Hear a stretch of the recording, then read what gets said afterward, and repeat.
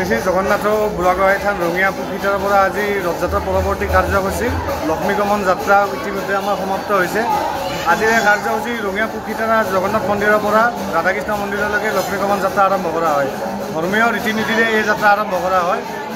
আৰু আপোনাৰ আগন্তুক যি আমাৰ ৰথযাত্ৰা আছিলে, ৰথযাত্ৰা পৰৱৰ্তী কাৰ্যসূচী আছে আমাৰ উভতনি যাত্ৰা। এই উভতনি যাত্ৰা আমাৰ 5 জুলাই সন্ধিয়া 4 বজাত আমাৰ আৰম্ভ হ'ব। প্ৰভু জগন্নাথৰ ৰথযাত্ৰা 27 জুলাইত আমাৰ ইয়ালৈ আহিল আৰু 27 জুলাইৰ পৰা আৰম্ভ কৰি আজি লক্ষ্মী পূজা আছিল।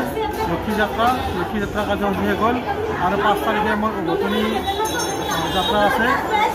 এই 5 তাৰিখে উভতনি যাত্ৰা আমাৰ মহাপ্ৰভু জগন্নাথৰ স্থানলৈ যাব ইয়াৰ পৰা।